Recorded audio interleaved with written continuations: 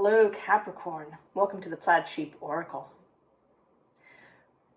So as I was shuffling your cards, a song popped into my head, Magical Mystery Tour. And it's recalling I did Libra, who was asked to go on a trip, except it's different.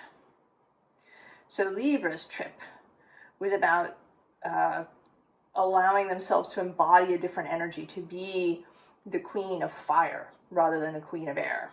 In fact, in their reading, the three queens showed up: fire, earth, and water. And the queen of air did not. So this embodying other ways of being. But yours is different. You are actually being called really fully kind of into your earthy Capricorn self. So the two cards that came out for you at the beginning are this To the Moon and Back and this Eva card, which has a kind of devilish aspect.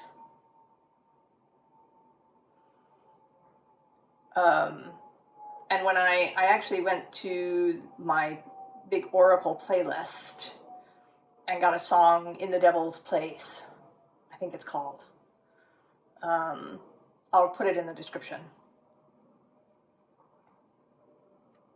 So the devil in this case being, right, your card. The devil is the major arcana that is associated with Capricorn, with the Saturnian energy that is yours. Right? The devil having dominion over all earthly things.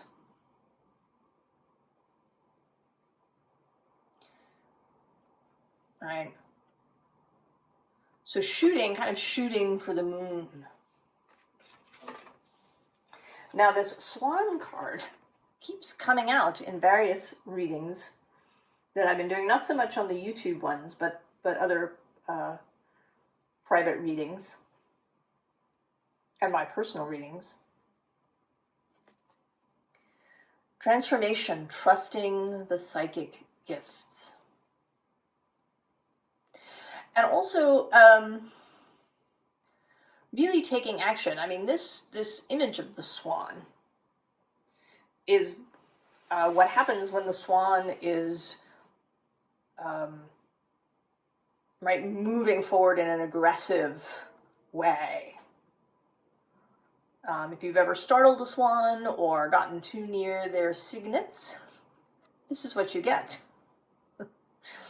They kind of skim over the water in this horizontal way, their wings, right, moving horizontally. And it's very, right, it's impressive. Right, you're probably not going to stand your ground when faced with this.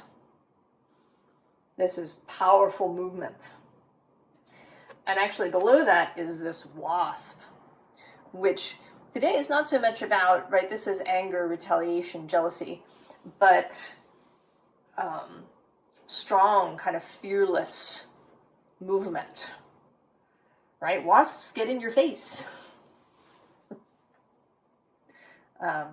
Right? They're not like honeybees. Honeybees lose their stinger if they sting you. It's a suicidal act.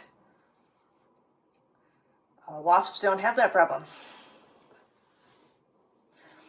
So this, right, this movement forward of power. And at the bottom of this deck, we have the Merlin. So I think what is spurring this action on your part, this rising energy and power and willingness to act in this powerful way is this knowledge that you have this Merlin, magician, sorcerer energy.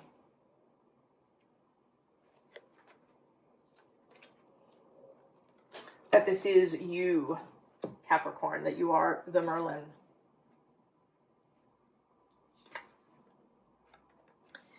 And this came out for Libra as the mushrooms, right? Not as forgiveness, but as the, right, as a symbol of a psychedelic or transpersonal or transcendent or simply out of the norm journey. And it's kind of coming through here as well. Although I want to say that for Libra, the journey is temporary. So they're kind of trying on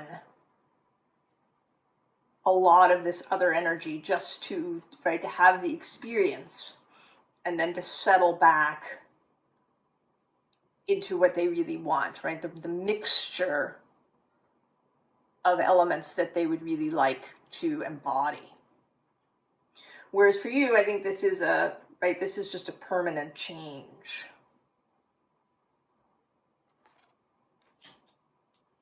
Because then we have truth. Right, you're going to cross this bridge and you won't be able to go back. Or, well, I shouldn't say that. Probably you could if you really tried. You could go back, but I don't think you'll want to, right? I think you're going to want to continue down this way that you've begun with focus. And Mars is shortly going to move into Capricorn.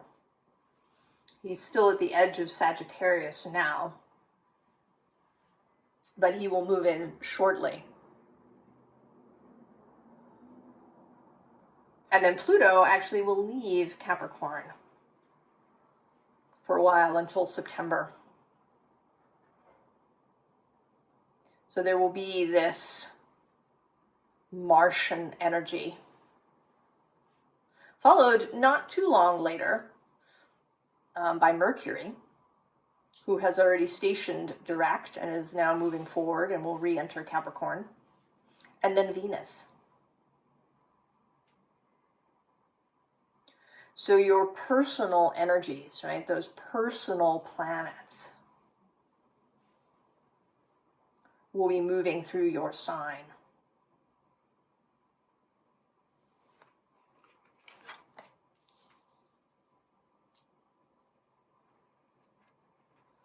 And so we have, right, this electric vision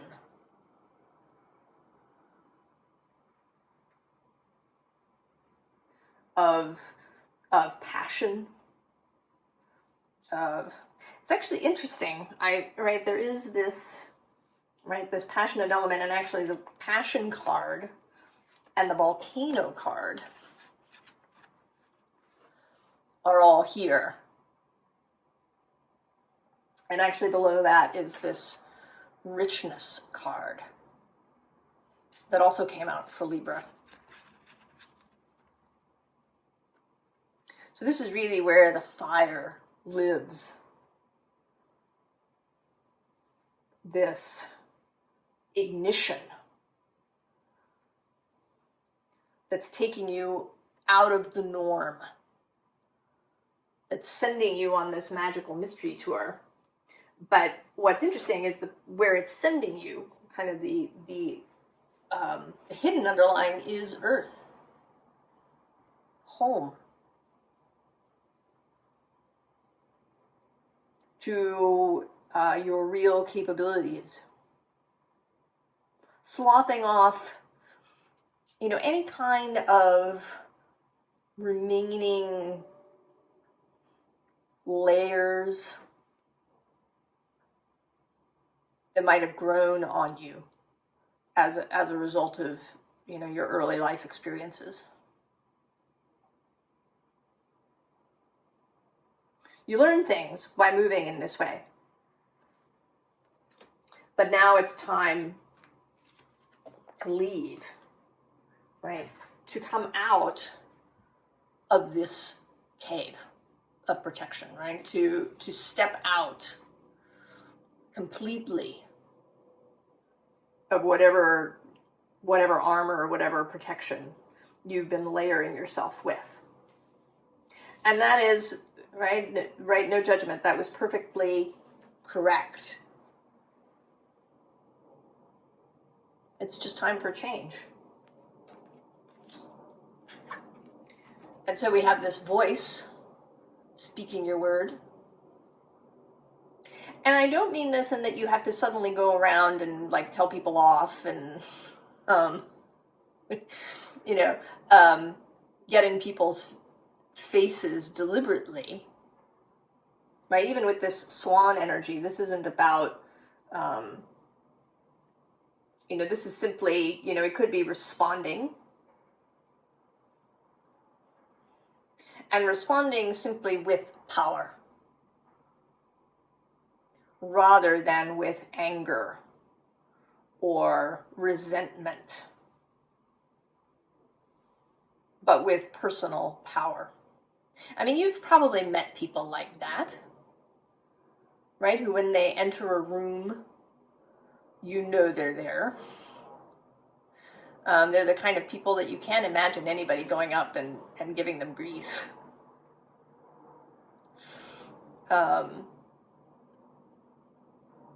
Or if they do get given grief, that they simply, they move forward and that's that, right? They don't have to get angry. They just reveal themselves fully. Right? Reveal themselves fully. And this is the Venusian energy. And Venus spent time in Leo. She spent 4 months there gathering, really savoring, steeping in that gorgeous Leo, expressive, creative, shining energy.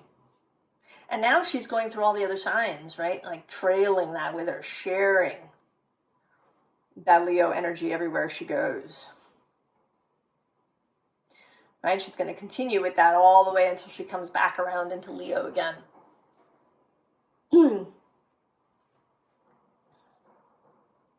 So everybody will benefit. And it's about to be your turn, Capricorn.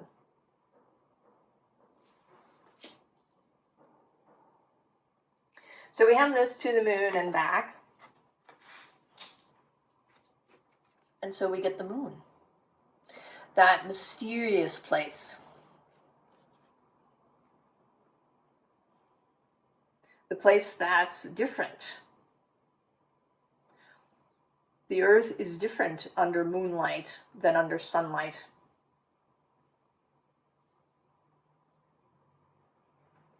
The way that we feel, the way that we walk and move,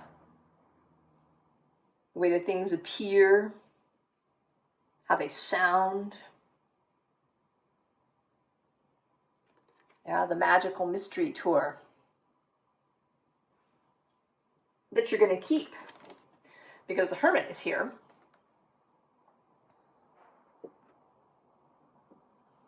Right? The ability to take that and hold it. Right? To carry that moonlight in your lantern. Usually we think of the Hermit's lantern as carrying the star energy. But here I think you're carrying the moon. You're going to carry the energy of the magical mystery tour with you wherever you go.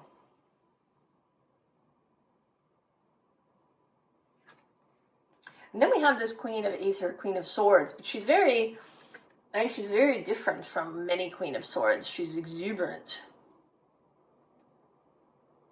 This butterfly creation that she has released into the world.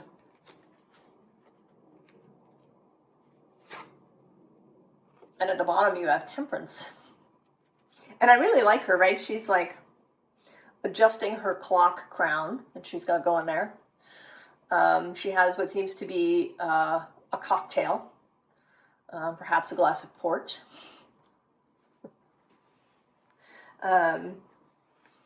She's a relaxed temperance. She's at ease in her environment.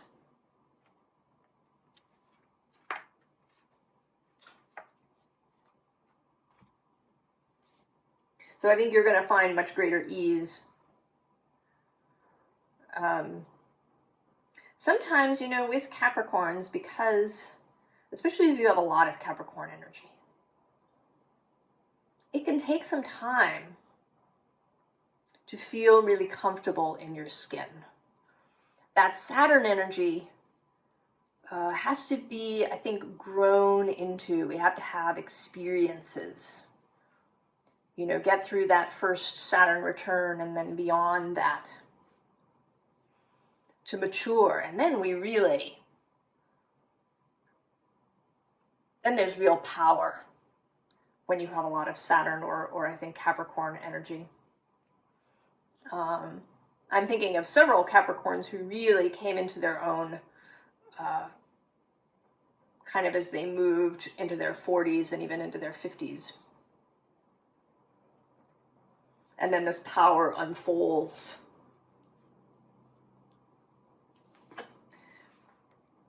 And so we have this 5 of fungi, this 5 of pentacles, and you are leaving, right? And I don't think actually today of this 5 of fungi as, you know, poverty or lack or loneliness or any of these things, but just as how you saw the physical world. The kind of standard view and conception of the physical world. And you are leaving. You are leaving that particular church, that particular philosophy. Right? You're just running down the mountain.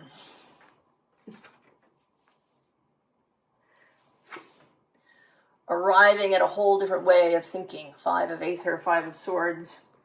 And here not as mental conflict, but as, right, the receiving here of this new message. Right? This is kind of an image of, right, like one of the Mongol eagle hunters, right, who partner with eagles to hunt.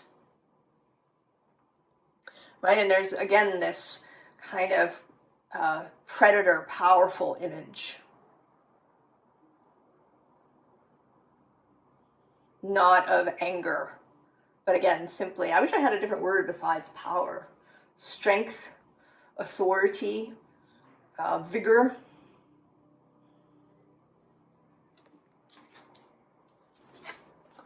And then, of course, the Ace of Earth, the new reality that you walk in and that you're just going to keep.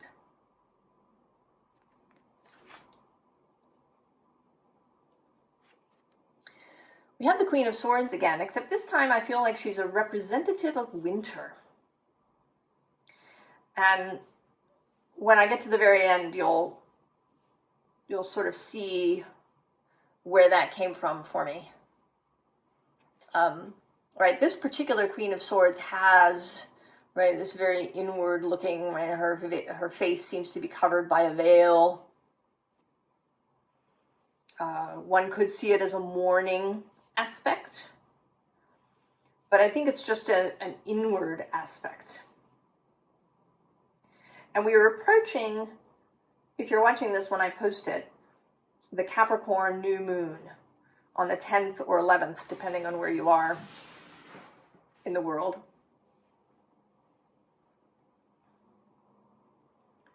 Of January.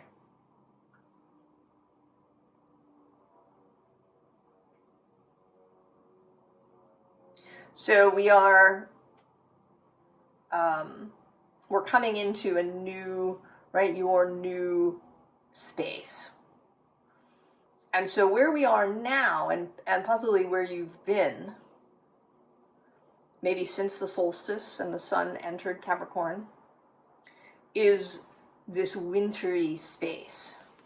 But waiting in the wings is the Knight of Wands. He's like waiting for his cue to enter from stage right onto the scene.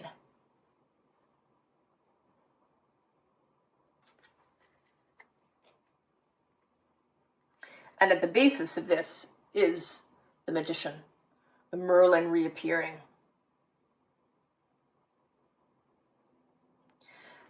And when that entrance occurs, right, we get the Five of Swords again. Ready to go. There is right, this is an air card, but there's a lot of fire behind him. And a lot of fire in this Two of Cups. It's really an ecstatic Two of Cups. This, I think, is less about love with another than it is about love of self. And sensuous, sexual expression of self.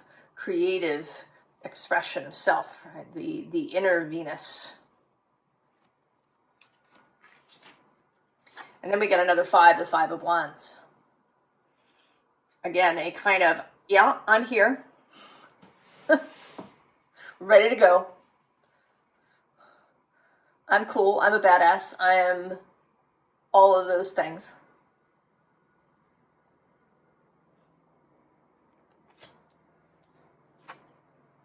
And then the wheel of fortune spinning up. So there is, right, there is mystery. Not everything is known. It's the magical mystery tour. The wheel spinning. But you are totally ready for it. You've done the things.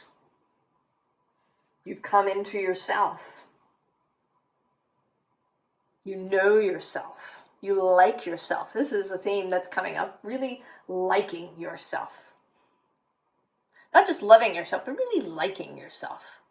Like you would hang out with you if you met up.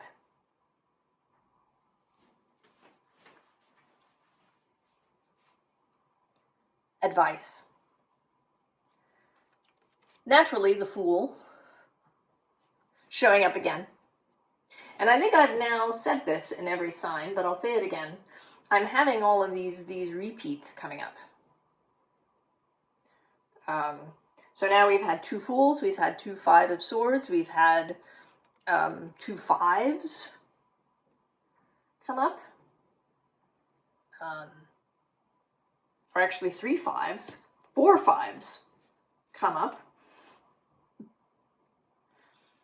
So change. These two cards, actually, this is 51, so that's a 6, and that's 16, so that's a 7, so 6, 7. We've had two appearances of the Queen of Air.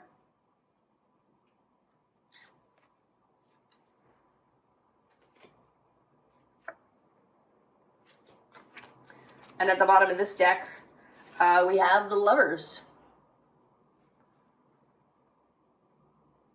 So that moving forward, choosing with love and desire rather than out of fear or obligation.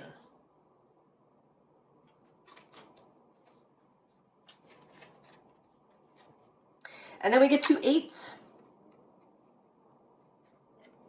We get both this 8 of Wands, this swiftness. And this 8 of Cups in this deck is indolence, but I think that it is coming up as that traditional 8 of Cups, letting go of stuff. Because between them is the universe, the world. And this card is associated with Saturn, with both Saturn and the Earth element. So that's another repeat of Earth.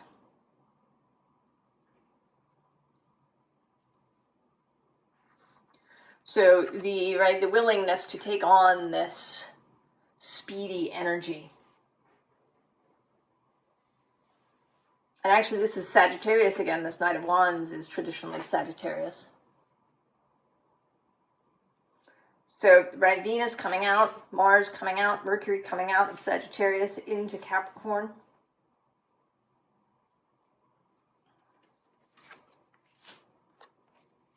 Entering Saturn's Capricorn space.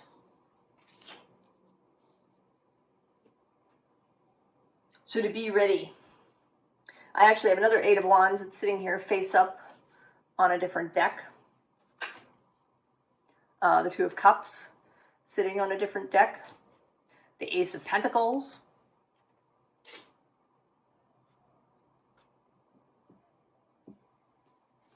So now I'm going to read you, I think I might actually read you 3 things from my year with Roka. It's a great book. I recommend it highly. So this is actually January 4th, which is when this will post, although I'm recording it on the 3rd. This is from a letter to a friend of his. You might notice that in some ways the effects of our winter experiences are similar. You write of a constant sense of fullness, an almost overabundance of inner being, from which the outset counterbalances and compensates all deprivations and losses that might possibly come. In the course of my work this last long winter, I have experienced a truth more completely than ever before, that life's bestowal of riches already surpasses any subsequent impoverishment. What then remains to be feared? Only that we might forget this, but around and within us, how much it helps to remember.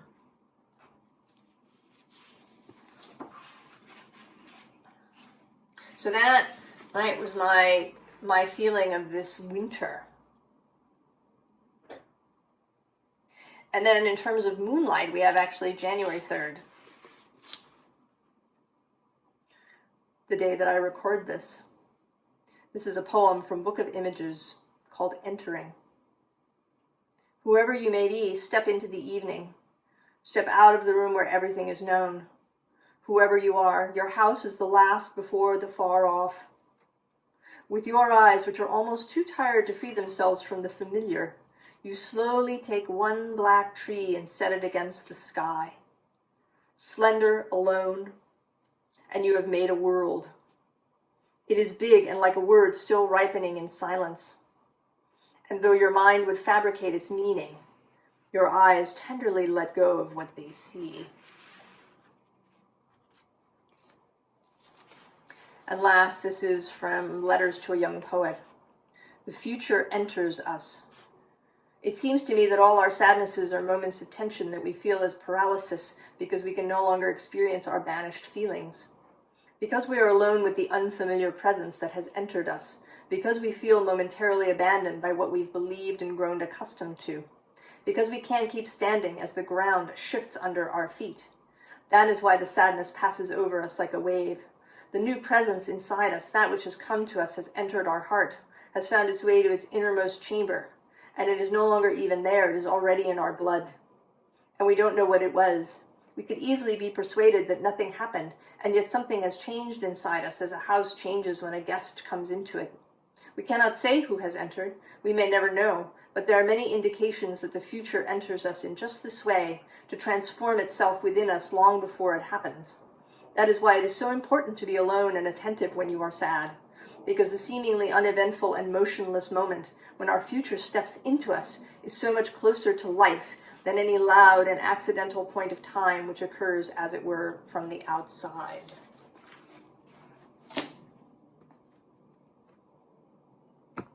Capricorn.